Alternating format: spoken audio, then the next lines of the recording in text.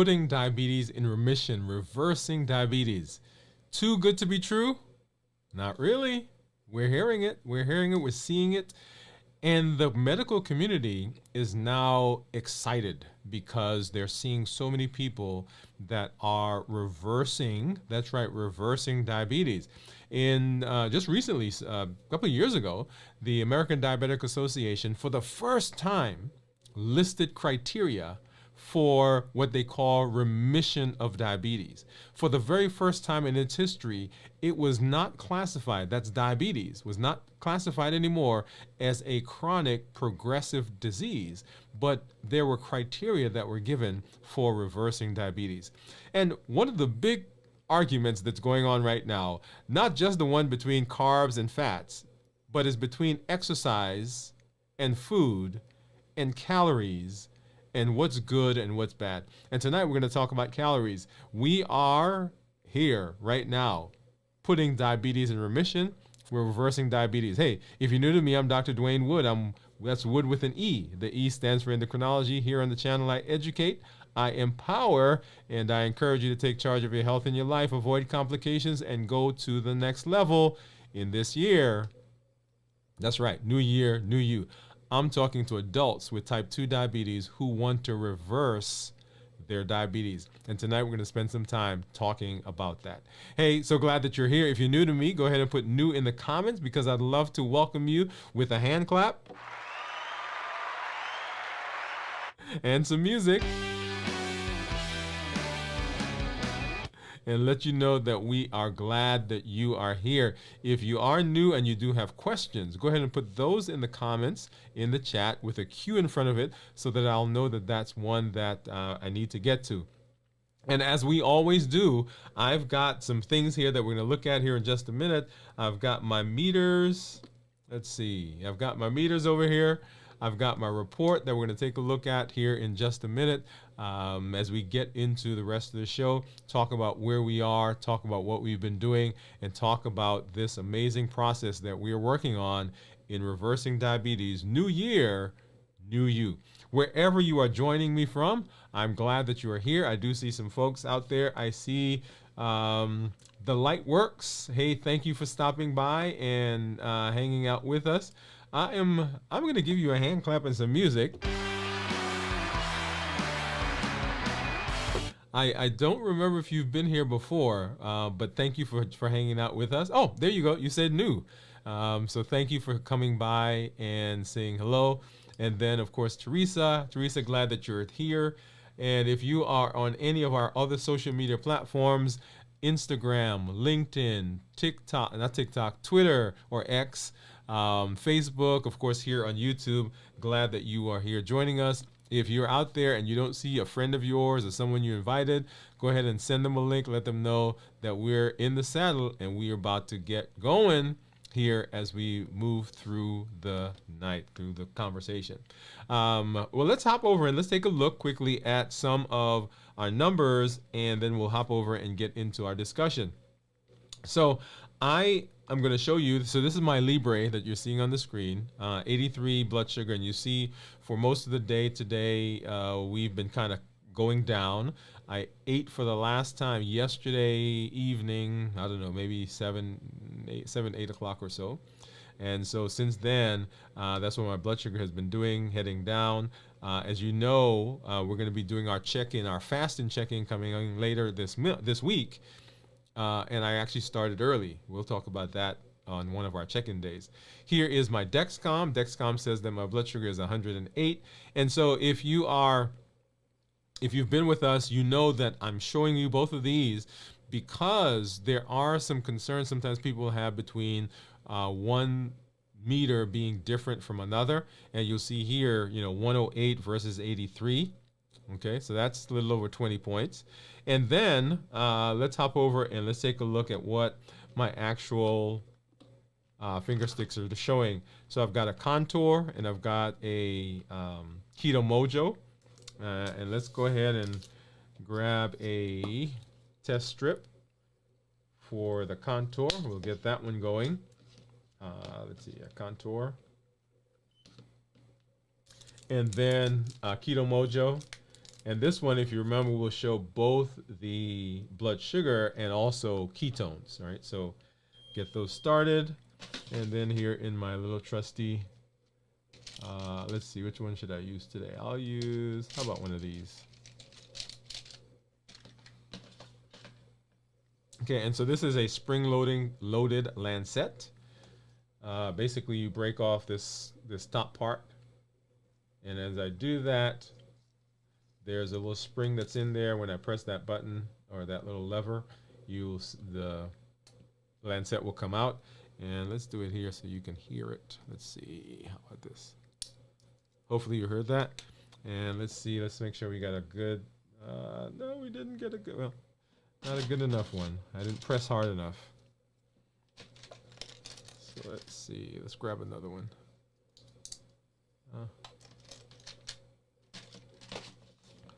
There we go. So once again, we're gonna break off the top. And this time I'm gonna press it down. Boom, I think that one did it because I felt it.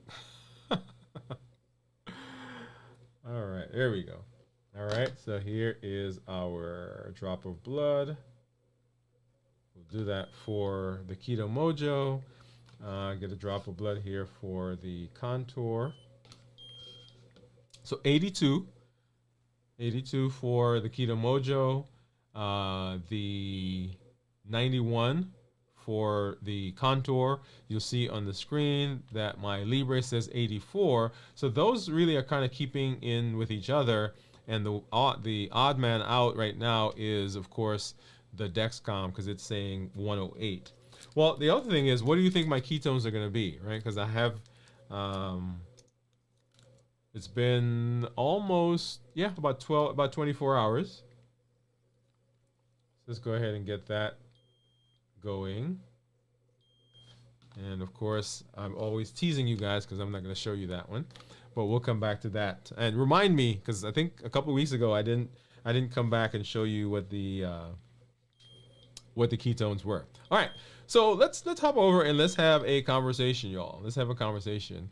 And so the conversation for tonight is really an introductory discussion, because the next several shows that we're going to do are going to be based on our conversation tonight. Remember what our premise is, or what our goal is. Our goal is to reverse diabetes. That is the goal. As an ancillary to all of that, all of the metabolic diseases that we've talked about, whether it's high blood pressure, high cholesterol, obesity, non-alcoholic fatty liver disease, polycystic ovarian syndrome, and on and on and on, all of those get better as we make inroads into managing diabetes. So if you're out there and you say, well, I'm not diabetic, so I don't have to listen to this. No, all the things that we talk about are appropriate for those people who have metabolic diseases as well. But our goal, our plan is to reverse diabetes, to be able to get off of diabetes medications, get our A1C down, get us to the point where all of the other metabolic things that are going on in a diabetic's life are improved. Okay, so that's the plan. Our pillars, the three pillars are: 1, decrease insulin; 2, suppress the appetite; and 3, get rid of as much sugar as possible. And there is this conversation that continues to happen when people are talking about diabetes, and in fact, when they talk about metabolic diseases, all of them. And that is, which is better, or which is the bad guy? Is it the carbs or is it the calories? It's not calories. Carbs or fats. Carbs or fats. And that's been an ongoing discussion. It's been an argument. It's been, right now there's some people probably somewhere sitting in a room trying to come up with some guidelines. Okay? So that's one of the things that's going on out there. The other kind of question that people have, which is not asked a lot, is which makes more sense? Is it a calorie issue that I'm having? In other words, is it a food problem or is it an exercise problem? Because those are really the two places where calories come into play. Am I putting too much in and I'm not taking enough out? And so the question that we have tonight, and you guys saw the flyer, is The key is calorie. Are calories the key? Are calories the key? Or are they not the key? Right? So years ago, it was unsightly, really. If you go back to, I don't know, 60s, early 70s, it was considered unladylike to see a woman jogging. Right? It was not just, it wasn't something that you did, right? Because women tend to wear dresses and, long skirts. But as we moved into the modern era, we start to see more and more people, in not just women, but now everybody, right? You go in some of the neighborhoods and you see people running around, you see people getting gym memberships, and oh my goodness, at the beginning of the year, as we're getting to the end of a year and starting to get into the beginning of the next year, then people are getting gym memberships. All of the equipment at the store are being purchased.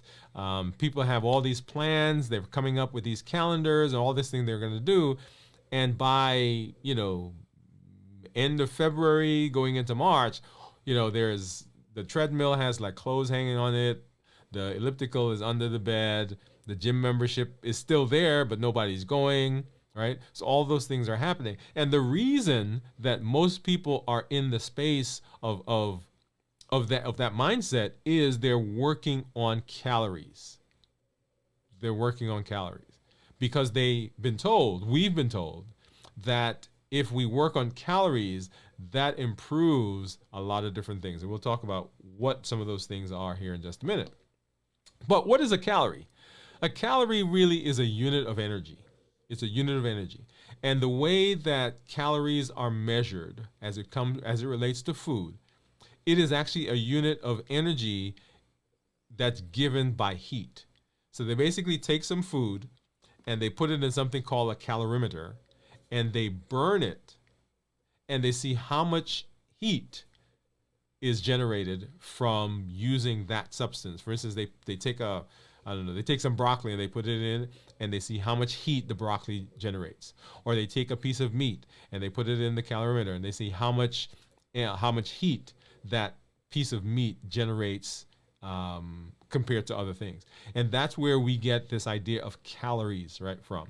So calories, it's a measure of energy and it comes from the food that we eat, and we'll kind of get through that here in a minute. So the food cycle. What is the food cycle? And we all know this intuitively, but basically what happens, we eat something, that food gets digested, it gets absorbed into the body, and then the body breaks it down to its component parts, and those component parts are what the body uses for energy. Whether it's energy right now for you to breathe, for your heart to go, for you to move, all the things that right now are going on even as you're watching me. Right? So those are the things that are going on. That's where the energy is going. Or the body's using some of those components, for instance, proteins, to build itself up. So bones and tissues and skin and nails and teeth and hair and all those types of things. Or enzymes, those are substances in the body that the body needs to function. All of that comes from the energy that comes from the food that we are eating once it's absorbed. So where do calories come from specifically? All right, so different foods have different calories. And so, an orange has a certain number of calories. A piece of kale has a certain amount of calories. A chicken leg, a chicken wing, a piece of veal, piece of lamb, all have calories that are associated with it. And remember, those calories come from this calorimeter. It's just a measure of how much, as they calculated how much energy, how much heat was generated when that piece of food was consumed and when it was burned, and how much it gave off. Okay, so that's where calories. And as we eat the food, the body breaks it down. It extracts those calories for us. Well, there are standards for how many calories typically come from different foods.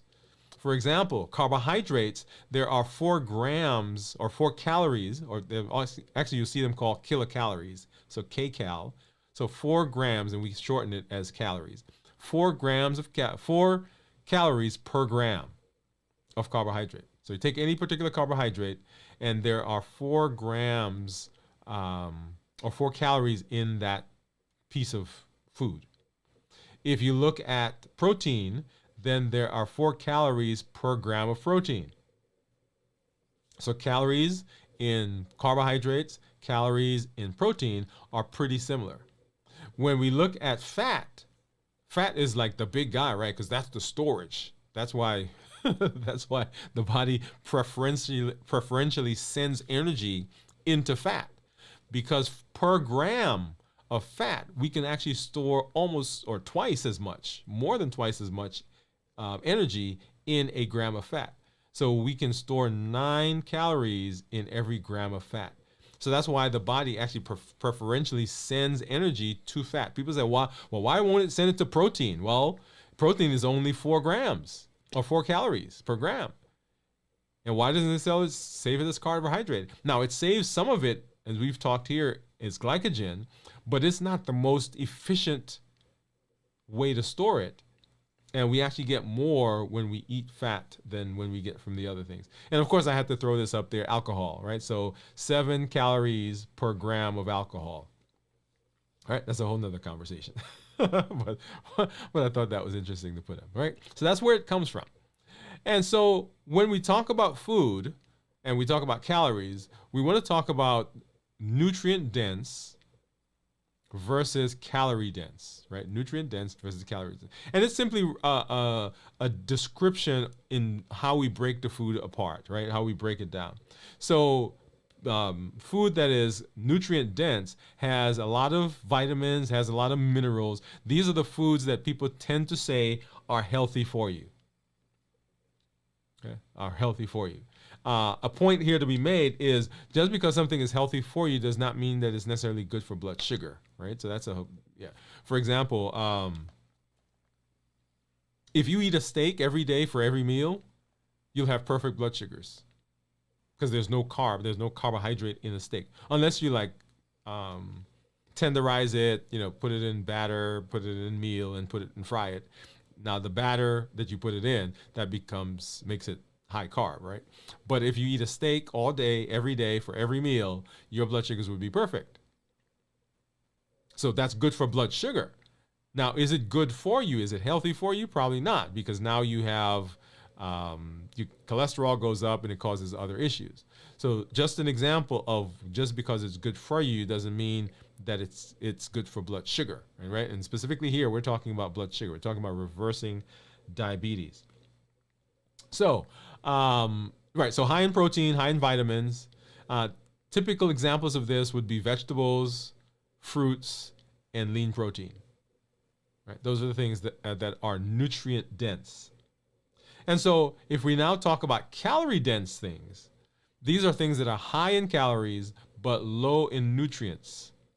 So lots of calories. It's kind of like I give the example often that if you go to the grocery store or go anywhere, right, to any convenience store, you can get let me grab this. You can get a candy bar. Let me move this stuff off so you can see. You can get a candy bar that's yay big, right? And notice that's my finger compared to that. You can get a candy bar that's that big that has, 300, 400 calories. It can happen. And so the food that we're eating is very calorie dense. But if you look into that food, then there's not a lot of nutrients. So not a lot of vitamins and minerals and fluid and fiber and all those things that we talk about in terms of saying that something is healthy or better for you. Okay? So that's an interesting point to be made, because sometimes that gets lost on us.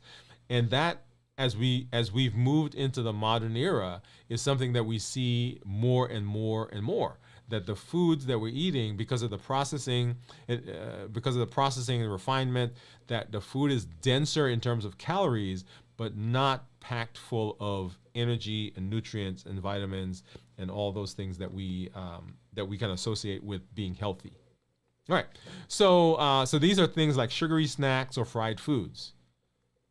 So these are calorie dense. They're not nutrient dense. The nutrient dense things are the things that we talked about before. And when we did our show, we've done a couple of shows kind of leading up to some of this, right? So we did our show on starchy and non-starchy vegetables. You remember that?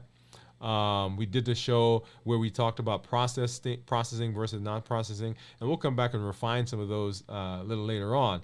But that's the whole idea here: nutrient dense versus calorie dense.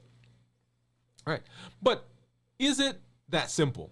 Is it just an equation that x plus y equals something, right? Is that really the answer to all that we are discussing? Is it as simple as 1 plus 3 equals 4? That I take some calories, I take those in, and if I do something to those calories, then pop out on the other side is what I want. Okay? Because many of us have done it before, right? So we have done what we've been told.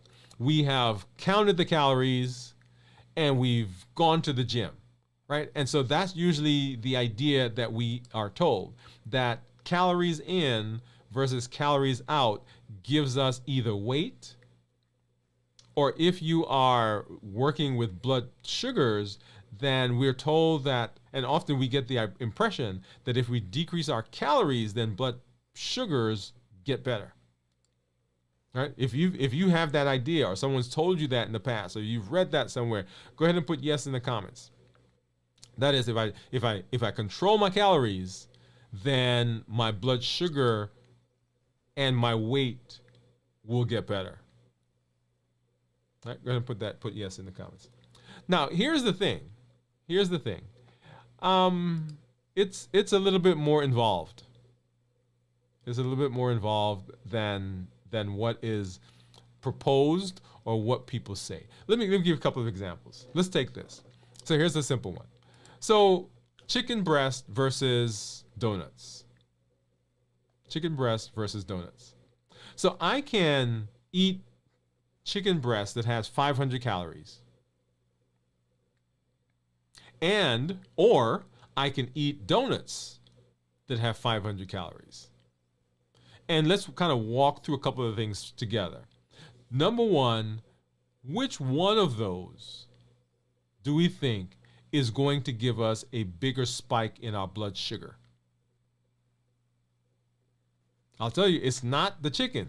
It's not the chicken breast, right? It's the donut. And so even though we have the same number of calories, one affects my body in a different way compared to the other.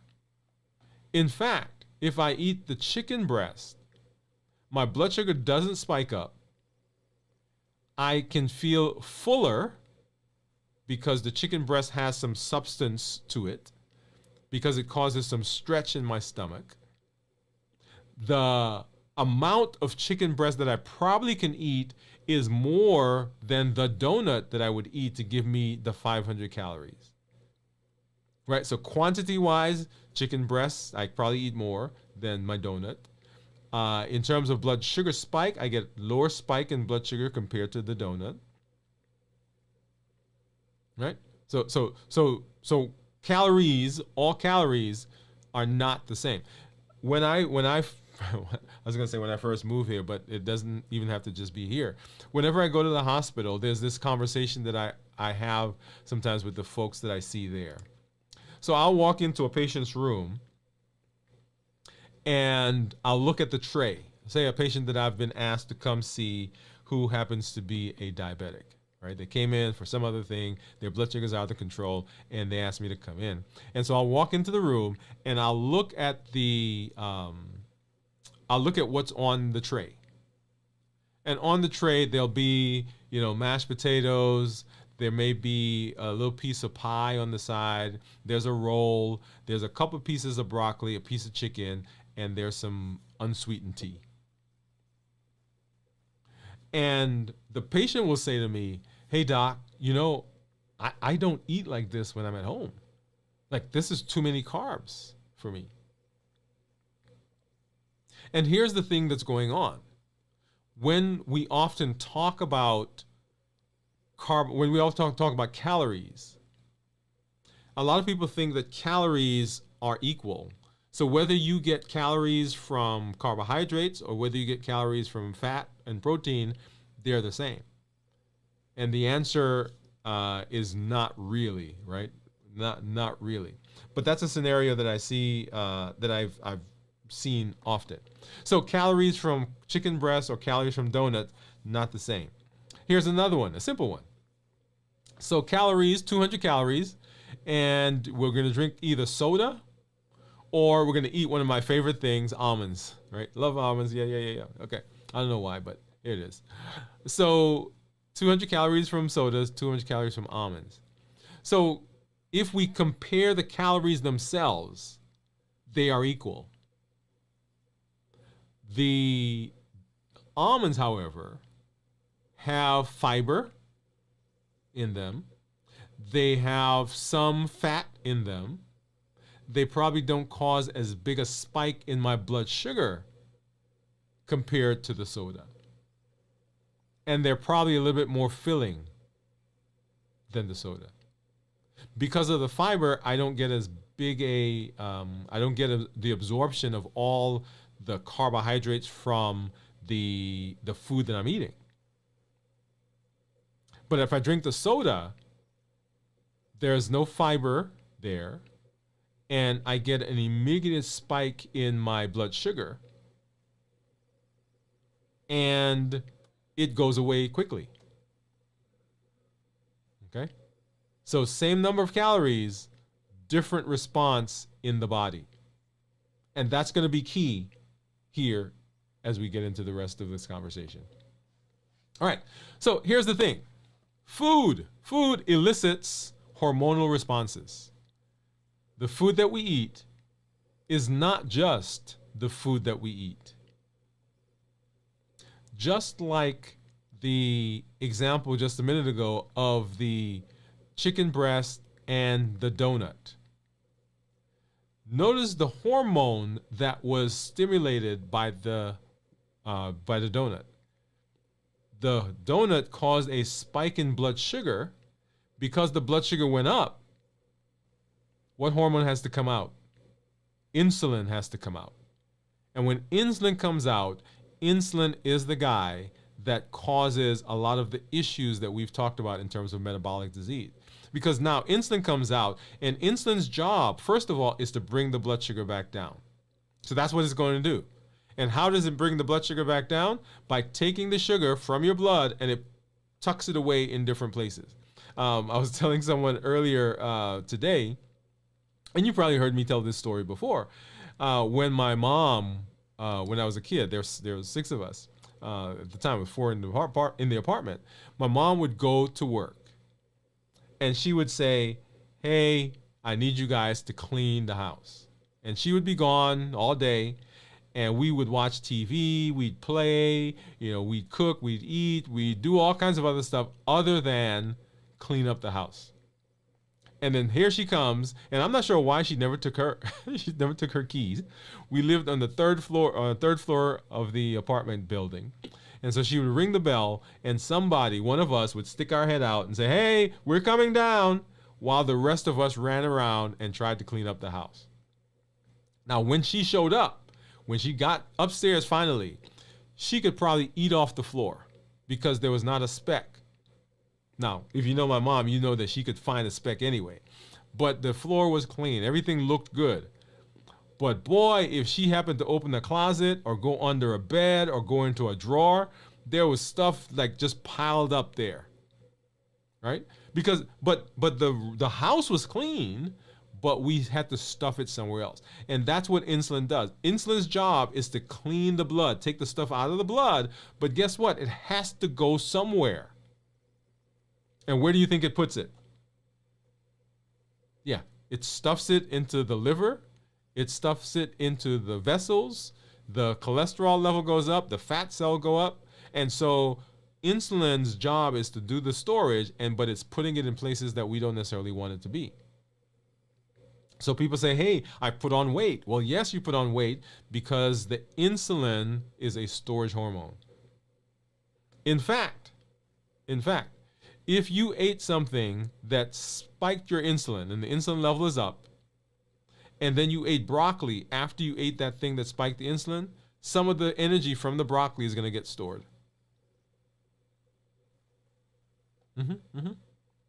Right? Because insulin doesn't care. It doesn't know that you just ate broccoli after you ate the donut. The insulin level is still high, and anytime energy is coming in, it's taking some of that and it's putting into storage. So that's why one of the pillars of reversing diabetes is to decrease insulin. So decrease insulin as much as possible. When insulin comes out, as we've said before, insulin stimulates the appetite. So what does that make you do? So you ate the donut, and all of a sudden you want another donut, and another donut, and another donut. Why?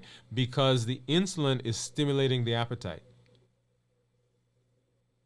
Because you get that big spike in insulin after you ate the carbs or ate those refined foods, the blood sugar drops, and so people feel weak and tired.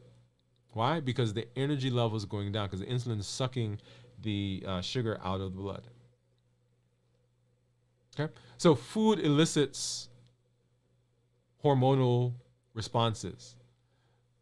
If you ate something that has, and notice on the screen it says good and bad carbs. Good carbs, bad carbs. Now, those words, good and bad, a whole nother conversation. But that's what we're going to use for now. Good carbs, bad carbs. Why would something be considered a good carb or a bad carb?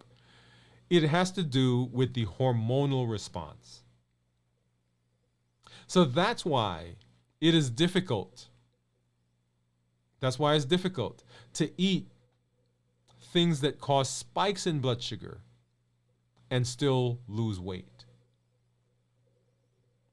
Because even though you may have eaten broccoli that's 200 calories, and you ate potato chips that's 200 calories, the potato chips cause a bigger spike in blood sugar. And because you have a bigger spike in blood sugar, you have a bigger rise in insulin. And once insulin is there, it's going to put on weight, even though you're thinking, wait a minute, this is not enough. This is not enough food for me to have put on weight.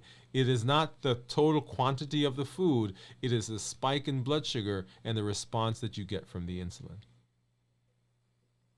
There are hormones that come out because of other things that we eat. When we eat protein, for example, we get this feeling of satiety. We get this feeling of fullness. So we tend not to want to eat more. I heard, was it Jason Fung recently was talking about going to a buffet and you eat food and you're full, you're stuffed. You can't take another piece of anything because you're full. You've eaten a lot of protein, right? And you can't eat another. People hand you a piece of chicken leg and you're like, I can't eat anymore. They give you some prime steak. No, I can't take it anymore. They give you a piece of veal. Oh, I can't take it anymore. But somebody walks up and hands you a donut. Guess what? All of a sudden, you found some space. Okay? So there's this hormonal response. When we eat fat blunts the rise that we get in sugar. So if you eat fat with protein, fat with carbs, the blood sugar doesn't spike as much because of the fat that we've put in. So once again, it's not as simple as A plus B equals C. It's not as simple as count the carbs, exercise, and it goes away. There are other factors that come into play when we talk about how our body responds to the food that we're eating. Here's another simple example.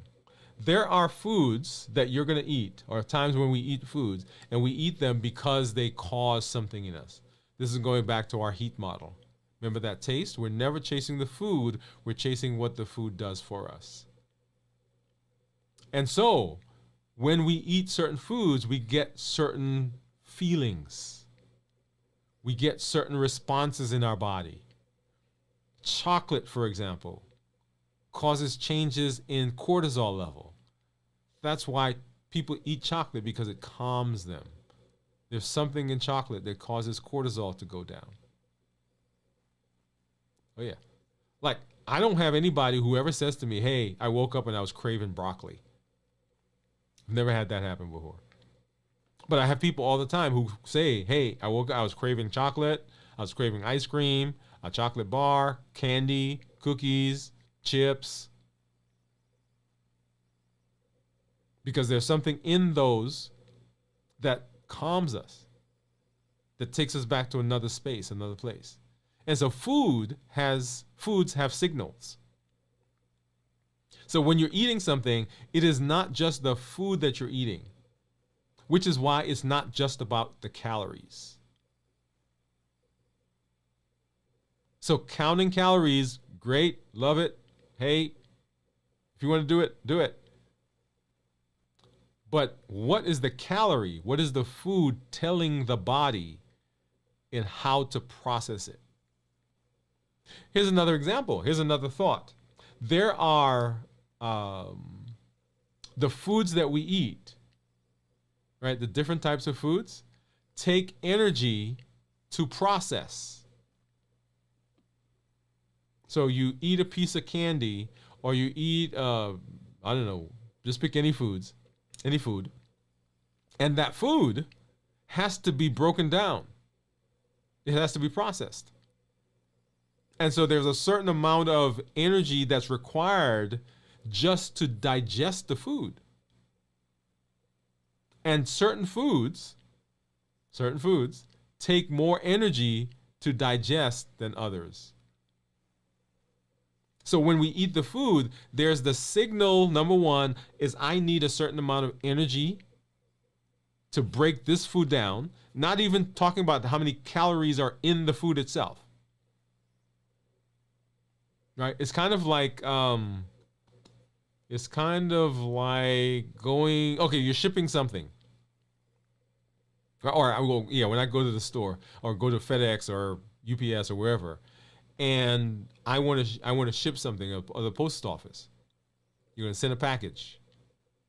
In order to send the package, say you're sending some money to somebody.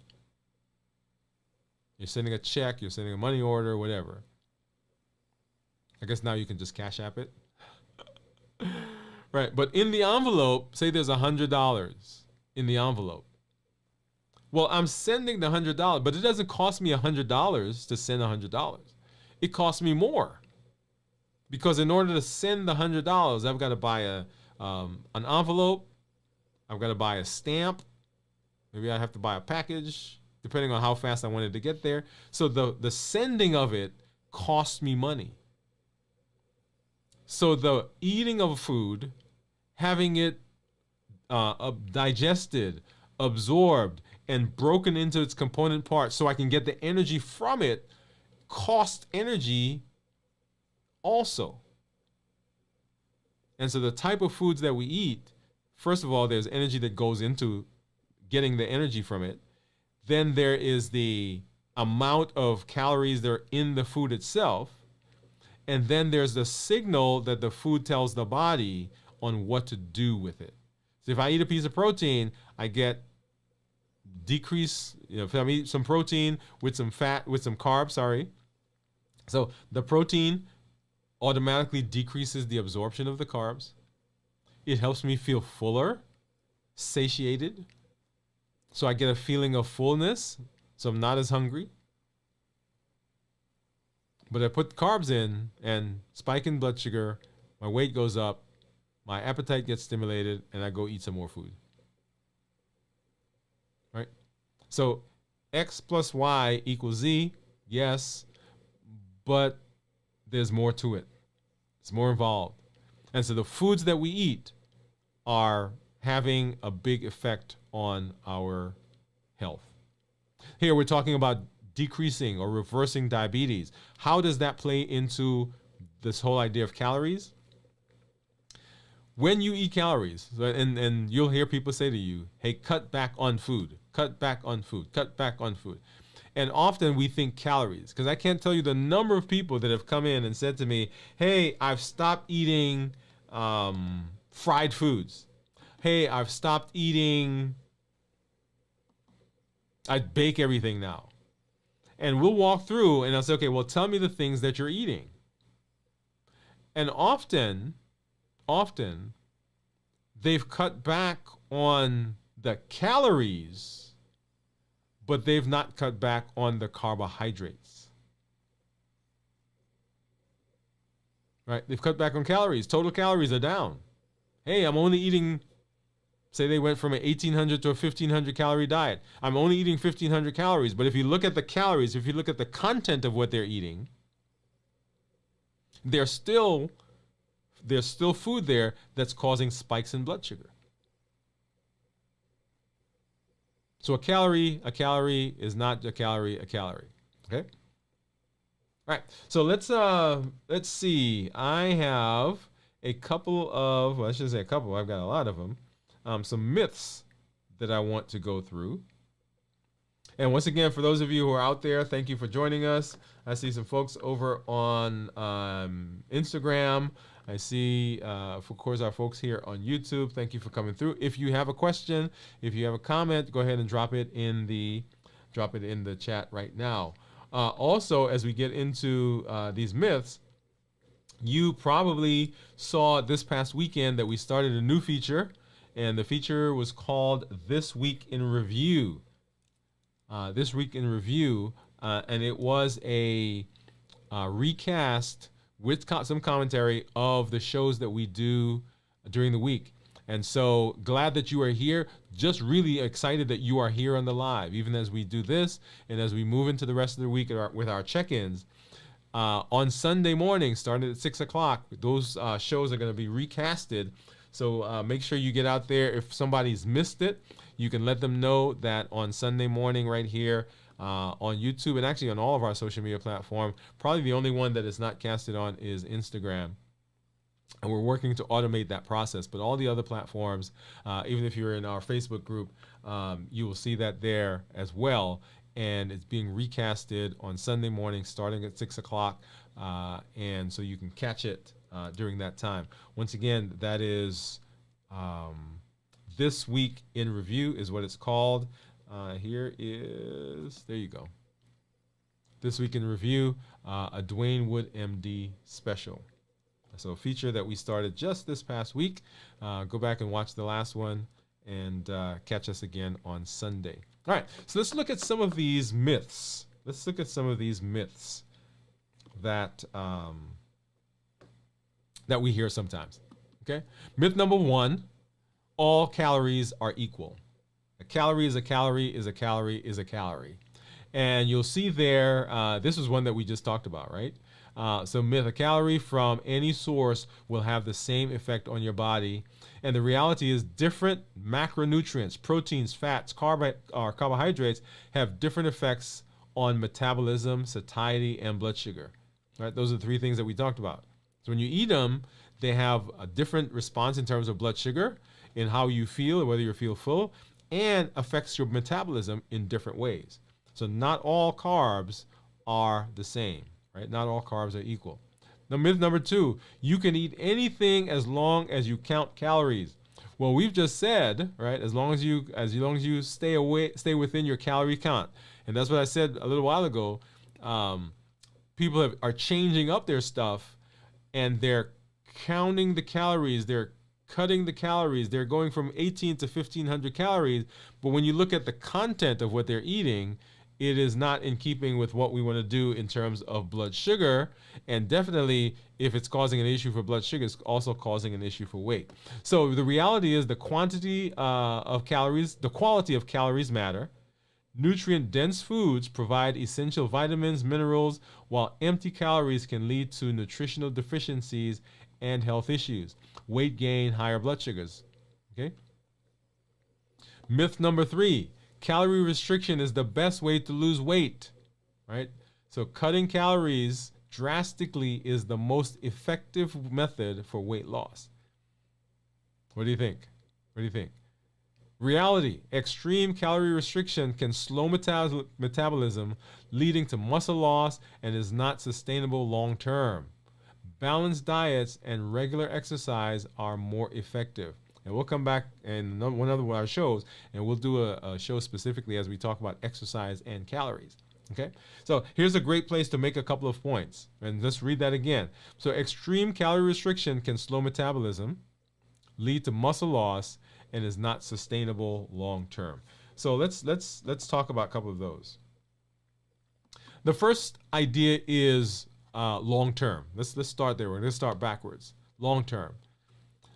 So anybody can do anything for a short period of time. Right? You can make a decision and you can grin and bear it. You can white knuckle it and say, I'm not going to. And for a while that will work. But long term, it's not sustainable. So this idea of restricting calories, right? Not a long-term sustainable thing. You want to adjust your lifestyle. That's why we say we want to change the lifestyle. We want you to do things that you can do for the rest of your life. Okay, right? So that's the first point I wanted to make there.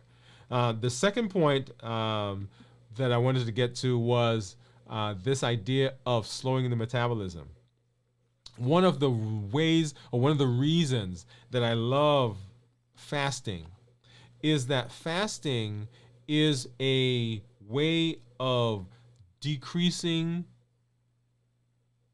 the eating of fats and carbs and proteins without having the metabolism slow down.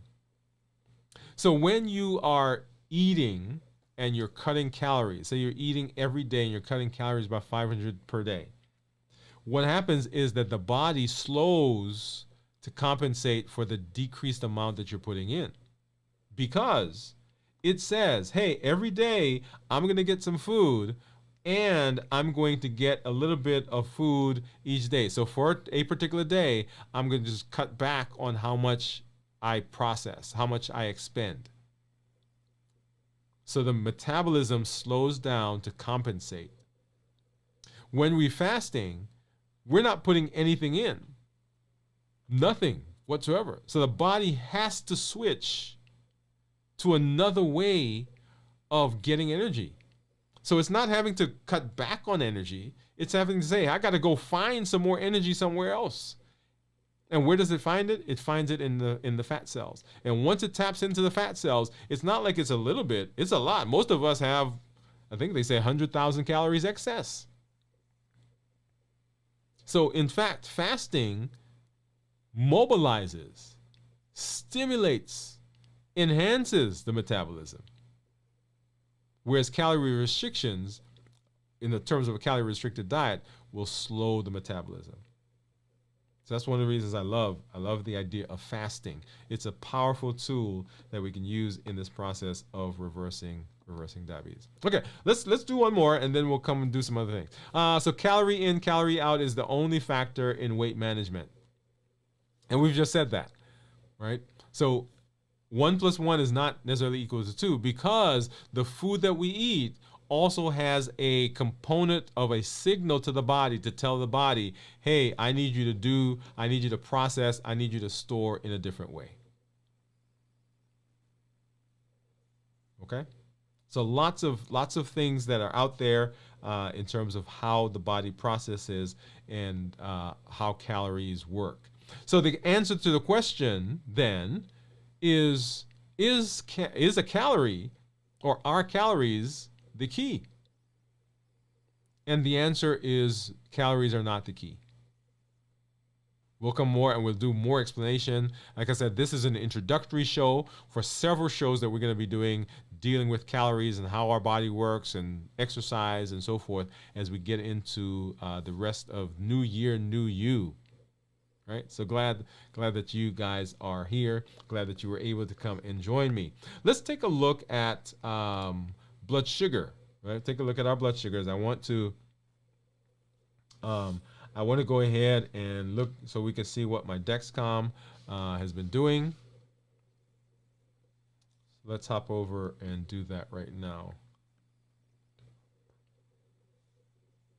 Okay. And so you'll see here is my Dexcom Clarity report. You see my average blood sugar over the last 2 weeks has been 115. If I go to a 90-day report, probably going to be like 105. Yep, 104. With a glucose management indicator right there of 5.8.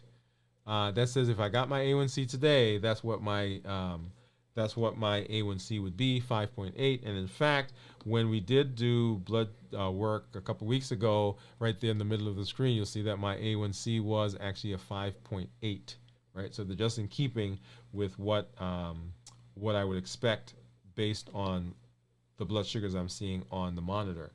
And I am in target 91% of the time, which gives me a target range of 70 to 180.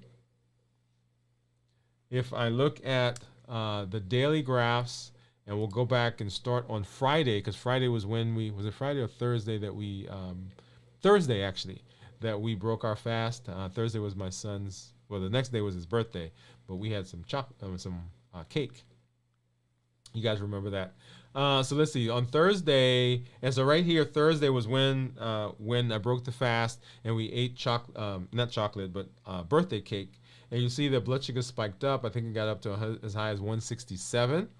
And I'll have to say to you, by the way, right, great place for this, and I'll talk more as we get into the rest of this week.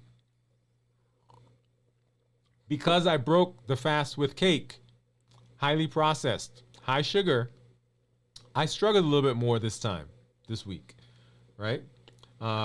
Because that spike in blood sugar caused a spike in insulin, caused a spike in appetite, and you'll see that we've been kind of running in the 130s, 140s, and then just yesterday, that was Friday night, up to 190,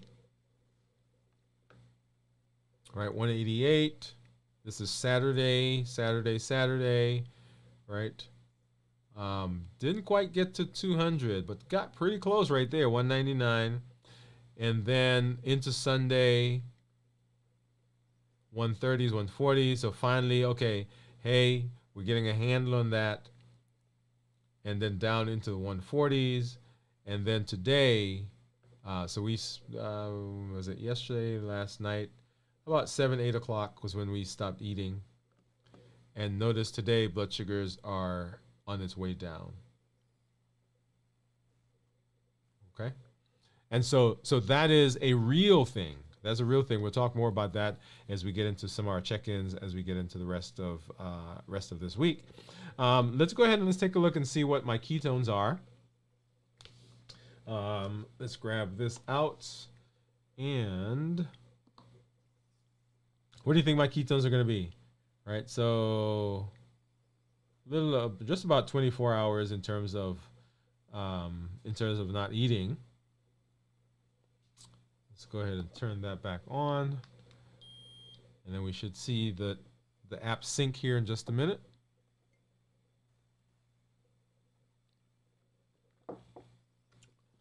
And we'll see what that is. I'm going to guess probably 0.2. That's going to be my guess. I know Teresa and Jennifer, you guys are always guessing. Let's see, let's go ahead and force it to sync. And catch that there in just a second. All right, so we've got our data over, and so there you go. Blood sugar was 82 and ketones were low, so it didn't even register ketones. Okay, and so if I look at the actual graph, you'll see their blood sugars, that tan line, that's blood sugar, and the turquoise line at the bottom of ketones. And so ketones had gotten up to, I guess 0.3 was when we did a check-in, 0.3, and then before we broke the fast, or at the time we did, it was ketones actually had gotten down. And so now they're actually is 0, right? So low. So remember, ketones less than 0.5 are considered normal. 0.5 to 1.5 considered nutritional ketosis. and then greater than 1.5 is considered to be therapeutic ketosis.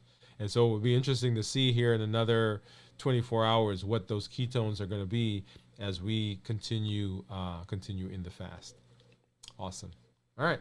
Okay. I am so as we get into the rest of the month. So this month, the month of June is almost over, right? We got a few more days, and we'll talk a bit about our challenge here in just a minute. As we get into the rest of the July, we're going to be talking about calories, right? This is the introductory show for that. We're going to have some interesting discussions about calories, about exercising, and I'm going to show you some stuff. How much exercise do you have to do to burn off a cookie? That's what I really want to know. In fact, how much exercise do I have to do to burn off a cookie and some ice cream? Those are my two things, right? So Ben and Jerry's ice cream. That Cherry Garcia, that's my thing. And so I'm going to be trying to figure that out because, yeah. So whatever your thing is, I want you to be thinking about it, right? Because we're going to come back and we're going to have some conversations around calories, around exercising. What is the benefit of exercising? Which has a bigger impact on my blood sugar, right? The exercise or the food, right? Calories. Is it an even exchange? So all those conversations we're going to be having as we get into get into next month, and as we move through the rest of our conversations. I want to take a moment to talk about unlimited potential that you have in your hands, the unlimited ability that you have to make changes, the unlimited ability that you have to go in a different direction than you've been going. You've made some changes, or you've made some decisions, you've made some choices that may even now are causing issues for your health. But that doesn't mean that we're stuck there, because we have the ability to change. Education, empowerment, and encouragement, that's the premise on which all the things that we're doing is built. That gives you unlimited ability. You can tap into that potential. It's kind of like, I love superhero movies. I love superheroes. I'm a comic collector and all that. Yeah. One time I'll probably bring some of my comics to show you guys. But one of the things I love in the movies, or love in the comic books, I love the stories of the comics, is that there's this person who may be born with, or may have acquired, may be gifted some special ability. And in the beginning of the movie, in the beginning of the story, and this is why we love the story, there is this struggle that they go through in who they are, in coming into their own, in coming into the awareness of being able to use the power, being able to use the talent, being able to use the gift. And what does that mean for them? How does that change their lives? And the reason that often I love the story is because I see myself in there. There's that struggle that goes on. And we sometimes can see ourselves in that story. We've tried some things in the past. We're not quite sure. Is this going to work? Is that where I want to go? Is this the thing that I want to do?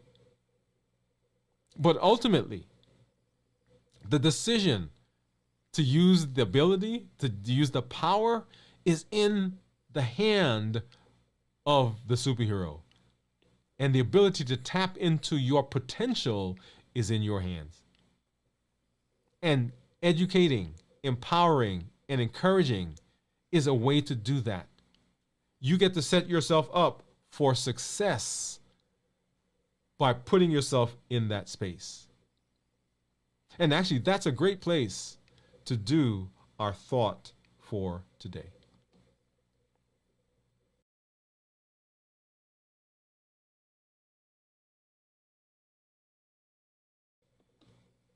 And our thought for today comes right on the heels of our unlimited potential. One of my favorite superheroes is Superman. He was born on another planet. He came to Earth and he lived among us. And as he was developing, he started to see these amazing abilities come out. He could run faster than other people. He could jump higher than other people. He could hear in long distances. He could see great distances. He could eventually fly. But one of the struggles that he had early on was how he fit into the rest of the world. What was going to be his thing? What was going to be his way of making a mark in the world? And what I love about the story is that as he was testing out these powers, as he was testing out these abilities, even though he was unsure, he was still learning. And he had around him Ma and Pa Kent, because they could guide him, they could direct him, they could give him the ability or give him the words to try things. One of the things I'm teaching my son is that just because you're afraid of it doesn't mean that you don't have to do it. Just because it seems scary doesn't mean that it can't be done. Just because you don't know how to do it doesn't mean you can't attempt it. And so in this space, in your health, the unlimited ability that you have, the unlimited potential that you could tap into, number one, you're unsure. That's okay. Number one. Number two, you've done some things in the past and it hasn't worked. But guess what? That's the past. We're heading into the future. You may have been alone working on this, no longer alone because you have community. We educate, we empower, and we encourage. And so your unlimited ability is at your fingertips. You have the ability to tap into it. And ultimately, just like the superhero, you get to make the decision on how it gets used. And that is our thought for today.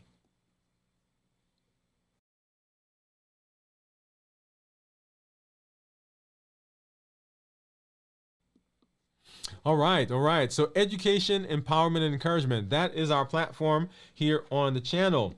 We educate with the shows, with the podcast, with the blogs that we do. Make those are out there. They are on our channel. They are on our YouTube page. They are on our social media platform. In fact, let me go ahead and pop this in the chat here really quickly.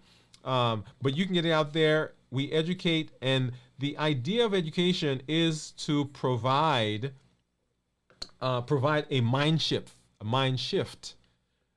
provide a mind shift for you, and to give you the ability to see things in a different light. In order to change, in order to have make a difference, you've got to be able to see things in a different space.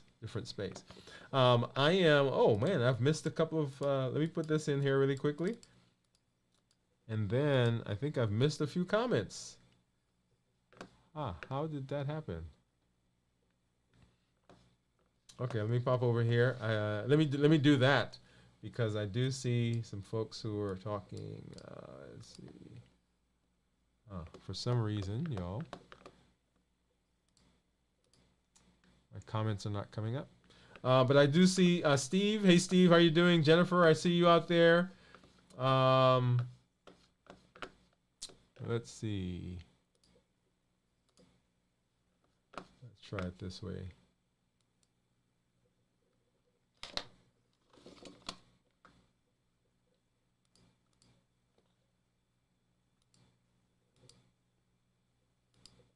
Okay, there we go. All right, so here we go. All right.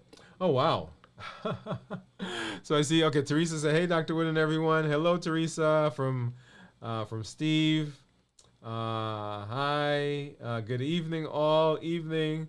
The light work said he's new. Teresa says yes. Let's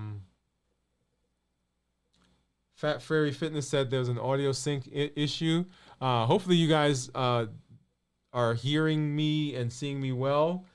Steve said howdy. Teresa said, hey Jennifer. Hey Jennifer. So the time you eat also matters. Yes, the time you eat matters. My doctor has said several times over the past 8 years that you can lose weight on a cotton candy diet where cotton candy is all you eat. What a mess. That's coming from Jennifer. Jennifer said, I track calories so I don't eat too little protein, fiber, fat, and carbs. I have minimum and maximum. Sorry for any misspelling.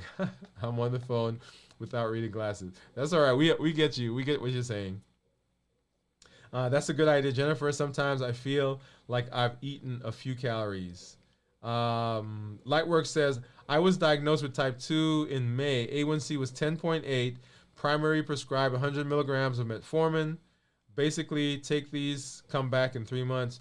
Should I add an endocrinologist to my diabetes team? Hey, you know what? So maybe I might be a little biased. Okay, maybe you think a little biased, but I think endocrinologists are like the greatest doctors. Okay.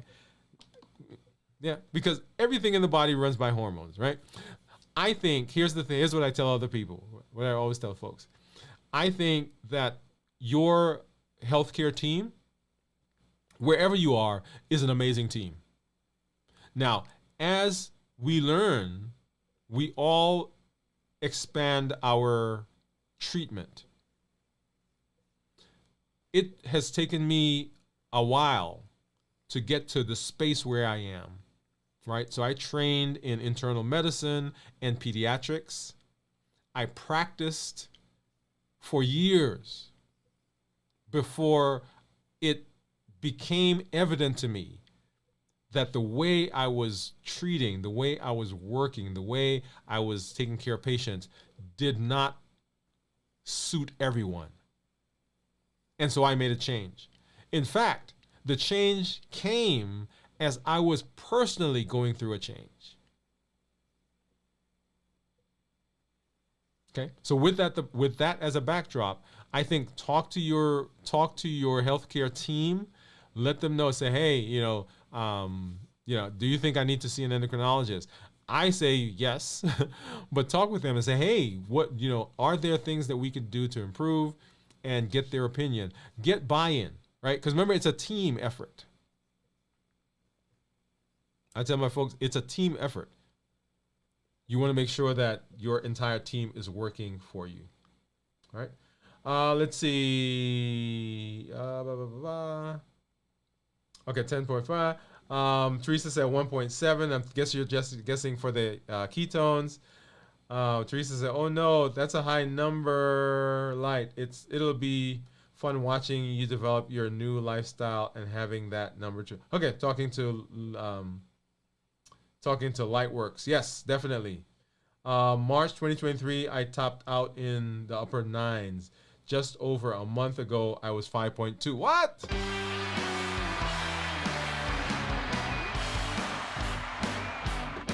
Another benefit of fasting has been improvement in my retinopathy. My doctor told me it has greatly reduced. He changed my appointments from every 3 months to every 9 months. What? Steve, there you go. You get a hand clap.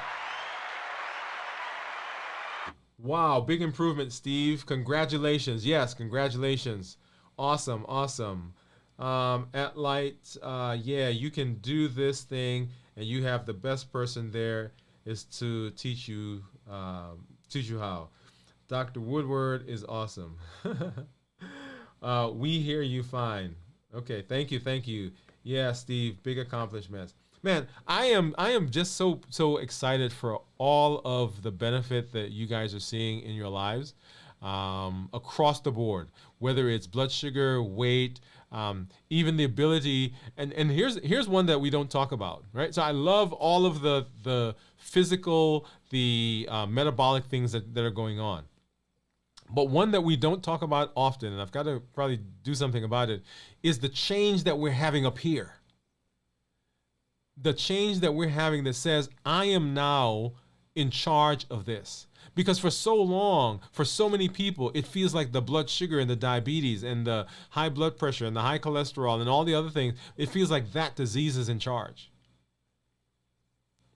But here now, for the first time, finally, for a lot of people, we feel like we have the ability, we can make a decision on how we're going to take care of our health. And I love that. I love that in this space. So very, very good. I love all of that. So congratulations to everyone. Let's see, where was I heading? Yeah. So education, educate, we empower, and we encourage. We educate, we empower, we encourage here on the channel. The education comes with the shows, the podcasts, the blogs. The empowerment comes with the tools that we're learning. Just like right now, we're learning about calories. We learned about the heat model. We learned about emotional intelligence. We learned about how to create a menu. All those are tools that we use. And the empowerment comes from the community, just like we're doing right now. This community that's amazing. I love how you guys share your stories and how you communicate with each other. Okay? And the encouragement is amazing. The heat model says that there are some things that push us off of our eating plan, decisions that we make, things that push us off the horse, if you will. Habits, emotions, access, and taste. All of those are the things that will nudge us in a direction that we don't want to go. We eat not because we're hungry, but because it's noon. We eat because we go to the movies, and that's what we do in the movies. We eat because we get together with friends, and we go to the coffee shop. We go to wherever, and we have a donut. We have a cookie. We have a Pop-Tart. We have a whatever. We're not hungry, but we eat because of habit. We eat because of emotions. We're angry, we're lonely, we're tired, we're bored, we're frustrated, we're anxious. All of those things will push us in a direction that we don't want to go. And here's the thing. When those emotions get strong enough, it's going to push through your decision to not eat the thing. So the idea is just like a roller coaster. You get to the top, you get to the pinnacle. Once you're up there, guess what? That car is coming down. And often we allow our emotions to get to that point, and then we try to stop it. And we can't stop it because it's coming down the other side. So we eat because of habits. We eat because of emotions. We eat because of access, because things just are in our space. It's on the table. It's in the bowl. It's in the pantry. We walk by a coworker, and they have candy on the desk, so we grab one. We're not hungry, but it's there. I told you that there's some things I just don't bring in the house anymore. I eat them out there, and I get a little bag. I eat them, and we're done. Almonds, cashews, those are my thing. I think I'm going to have to add cheese to that list. Yo. Whole nother conversation. And then we eat because of taste.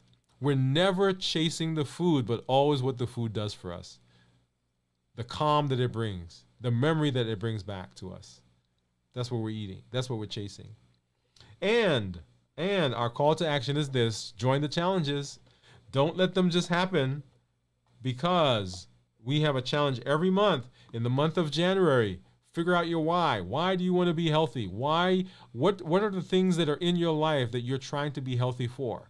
Maybe it's a retirement. Maybe it's a trip. Maybe it's a grandson, a granddaughter. Maybe it's a daughter that you need to walk down the aisle. Maybe it's to be around for this new baby that just came in the family. Why do you want to be healthy? Because that's going to be the fuel. That's going to be the sail that takes you along the way. In the month of February, work your way up to be able to fast 1 24-hour period once a week.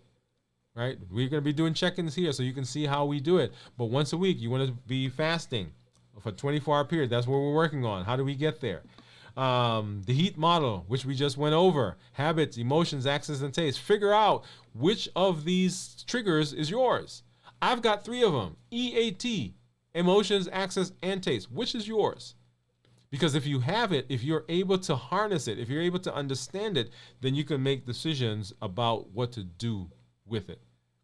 In the month of April, it was to create a meal, a simple meal that met these criteria.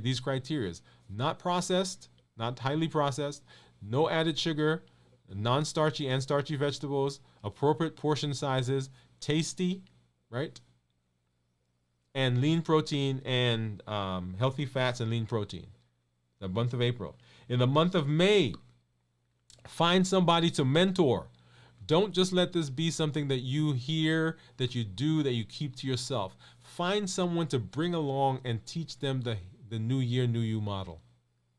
Let them know that you're going to be checking in with them. And don't just tell them about it and leave them alone and come back 5 months later. No, this is somebody that you're checking in with on a regular basis to make sure that you both are working along and moving and going in the direction that you want to go. And then the month of June, check your labs. Get with your healthcare provider, get with your team, and make sure you're looking at those labs that are important for you to look at. Go back and look at our show that we did in the beginning of June that talks about, hey, these are the labs that we should look at. Okay? And we're coming up, y'all, in the coming up here soon in the rest of this month for so you get some of these. Let me back up. You've got a couple of days. You got a little while to get to that, right? Make sure you're getting those labs checked. So join the challenges. Number 2, tell your story. When you come, share your story, just like people have been talking in the chat. Let us know what's going on. Are you fasting? Are you getting some improvement? All of that we love to hear. We love to know. Because when we see you, we know we can do it. And when we see struggles, when we see places where you're having challenges, we can come alongside you, we can support you, and we know that we're not alone. And then invite someone to this space, this family, this group that we're growing. Invite someone. Let them know, hey, come on, because we're doing some good stuff. We're improving our health. There are over 1 billion people on the planet, 1 billion with a B, who have diabetes or pre-diabetes. You can be the voice of change in your community, in your circle, in your family, at your church, on your job. So share it with somebody, send them the link, and let them know that they can come over and hang out with us. Now, I did not say for you guys last week, but our community meetup is actually this Thursday. Community meetup is actually this Thursday. When I come on for my check-in, I'm going to give the link. We're still kind of working that out so that it's more consistent in terms of you getting the link, but it's going to be this Thursday at 7 o'clock. Thursday at 7 o'clock. Come join us. I think what I may end up doing, y'all, is maybe going live, and maybe I'll just provide the link at that point. But we'll see. Okay, but it's going to be this Thursday, 7 o'clock. Keep an eye out for that. Awesome. All right. So, as I always say, I'm happy, I'm glad, I'm always excited to be in this space with you so that we can share in this space together. Let's see. Let's make sure I didn't miss any other comments. Hey, Dr. Woode, hope you're having a great Monday. I am, that guy. Having a great time. Awesome. So as I always say, y'all, this is Dr. Dwain Woode. That's Woode with an E. The E stands for endocrinology. Here on the channel, I educate, I empower, and I encourage you to take charge of your health and your life. Avoid complications. Go to the next level. And in this year, new you. Glad that you're here. Join us for the check-ins that are coming up over the next several days. Join us on Thursday for our community meetup, and then on Monday again for our live show, 7 p.m. Central, right here on Dwain Woode, MD. Good night, everybody.